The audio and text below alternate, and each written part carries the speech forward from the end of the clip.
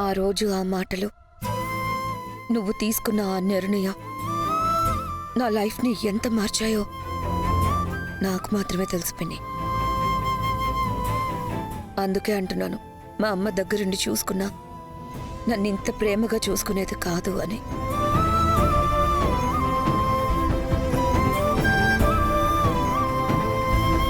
అమ్మి కౌశికి,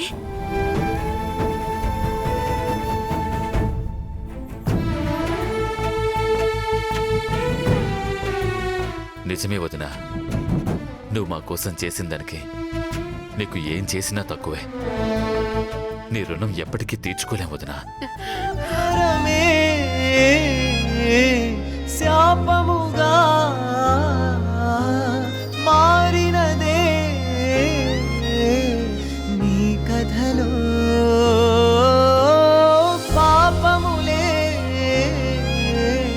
ప్రాణమని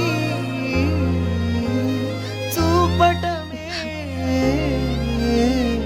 నేరములా. మావయ్య గారు వదిన మీ గురించి చెప్పేది వింటుంటే మేం రోజు చూస్తుంది మిమ్మల్నేనా అనిపిస్తుంది అత్తయ్య గారు. అంటే ఇప్పుడు మా అమ్మ మంచిది కాదని అంటున్నావా జగదాత్రి? ఆహా, అత్తయ్యని వదిన చిన్న మావయ్య పొగట్టిని చూసి ఓర్చుకోలేక అత్తయ్యని బాధ పెట్టడానికి అంటుంది యువరాజ్. చాలే ఊరుకో నిష్క. ఎవరు ఎవరిని బాధ పెట్టడానికి ఏం మాట్లాడుతున్నారో ఇక్కడ అందరికీ తెలుసు. ఇప్పుడు నువ్వెలా ఉన్నావో, ఒకప్పుడు ఎలా ఉండేదానివో నువ్వే ఆలోచించుకో వైజయంతి. నువ్వు ఈ ఇంట్లో ఎన్ని చేసినా నీకింకా మర్యాద మిగులుతుందంటే దానికి కారణం నువ్వు ఇంటి కోడలివని మాత్రమే కాదు, అది నువ్వు పంచిన ప్రేమ, పెంచుకున్న బంధాలు. వదినా, నీ చేత్తో పులిహోర పప్పు పెరగనం తిని చాలా రోజులైంది. నా కోసం చేస్తావా?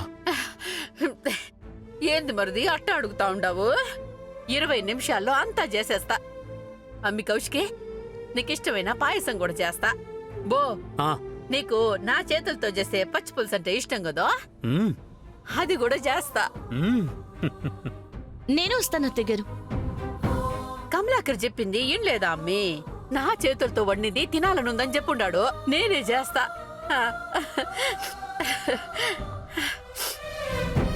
దీనికి సంతోషం వచ్చినా బాధ వచ్చినా అస్సలు తట్టుకోలేం.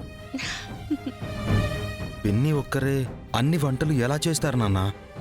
చేసుకుంటుందిలే, మెల్లిగా రెడీ అయ్యాక పిలుస్తుంది. అప్పటి వరకు ఎవ్వరూ అటువైపు కూడా వెళ్ళకండి. సరే మావయ్య గారు.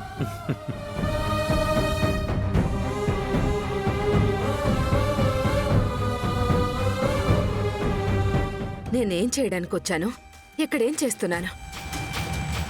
నేను వాళ్ళని విడగొట్టడానికి వచ్చినట్టు లేదు. వాళ్ల మధ్య ఉన్న భేదాలు తొలగించి అందరినీ దగ్గర చేయడానికి వచ్చినట్టుంది. ఆదిలక్ష్మి, నువ్వేలాగే జరిగేవి చూస్తూ కూర్చుంటే ఇక నువ్వు చేయడానికి కూడా ఏమీ ఉండదు. ఏదో ఒకటి చెయ్యాలి, ఏదో ఒకటి చెయ్యాలి.